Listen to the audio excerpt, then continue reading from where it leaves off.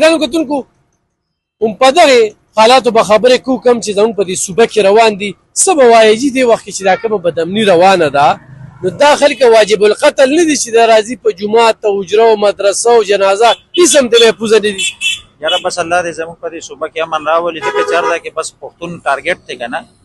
او پته نه لګي چې دا څه دي څه پالیسي ده څه دغه دی که نه خو په کار مونږ ته ځینې ګورنمنټ هم په کار دي چې دې دپاره څه مؤثر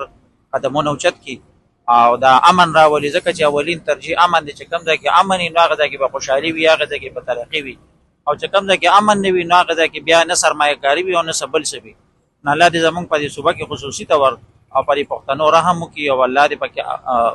امن او سکون راولي. په مدرسو په دارالعلوم باندې داسې دارالعلوم چې ډېر ستر دارالعلوم دی که نه نو لکه دغه کوم قسم خلک کوي بس ته اوس الله ته پته ده چې دا څه دي که نه مونږ دا مسلماني ده نه ده دا خو ظلم دی زیاتې دی که نه اوس الله ته پته ده چې دا څه دي که نه مونږ خو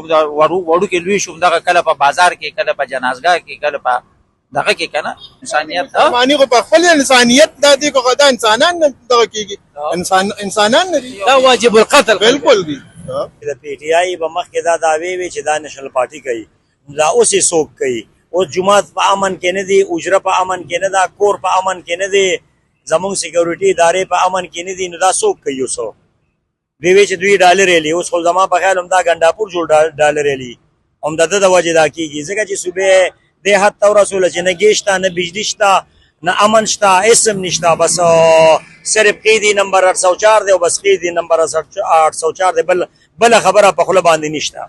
دا کوم فتنه الخوارج چې دي یا دا کوم انتشاري ټوله چې ده او د ملک دا کې دا واجب القتل نه دي دا بالکل واجب القتل دی. د دې د ټي ټي پی مشر هم دا صاحب او بیرستر صاحب د دې مشر وکړه د به هم دې جهادیانو له بدل ډالرې بیاغشتي هم دا جهاد به هم ته چلولو که نه دا ملک خو پې هم دوی غرق کو.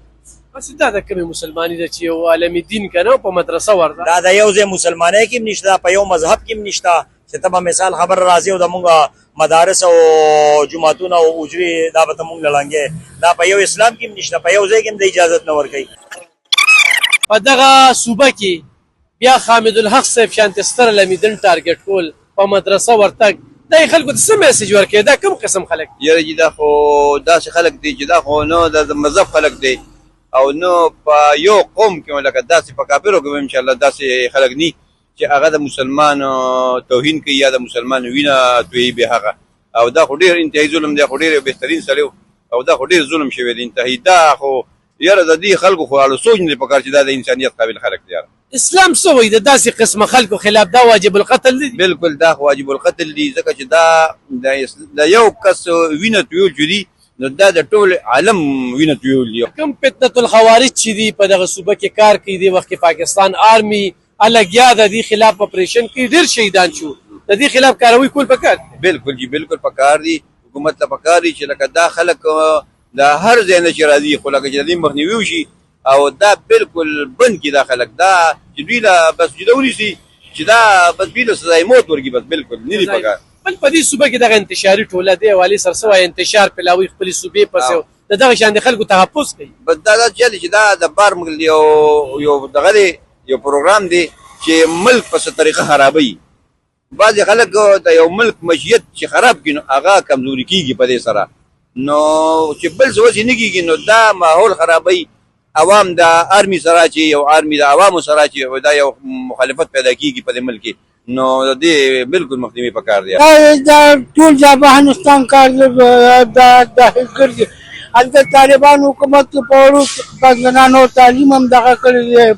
بند کړی دی په خلکو دا کړی دا دوی غلط کاري دلته کې اکوري ښځې چې هغه عالم هغه چې دا تعلیم روا دي دا روا په دې کابل کې دا هلکونه دا ټول هلته راځي دغه او ټول خلک یې تباه کړی دا وکړه دا ډېر اسلام نه ډېر سخت خلاف دي او د دې حکومت له پکار د دې غمخور غواړي. ګرانو کتونکو د پښتونخوا خلکه د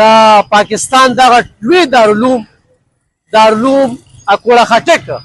کې شوې ناوړه پیښه او بیا ستر علمدین حامد الحق صاحب شهادت چې کوم دی نو سخت غمجن کړي دي او خفه دي او وایي ریاست نه چې دغه فتنه الخوارج په ضد باندې د پوري کاروي وکړي شي دغه خلکه واجب القتل دي دا خلک د مسلمانانو وتلي خلک دي او د یو انسان قتل د ټول انسانیت قتل دی بیا د یو عالم قتل شهادت چې کوم دی د ټول عالم اسلام دی نو د حکومت نه د ریاست نه او د فاکار مینه دا غوښتنه کیږي چې دغه فتنه الخوارج دا واجب القتل دی په ضد دی فوري کاروي شي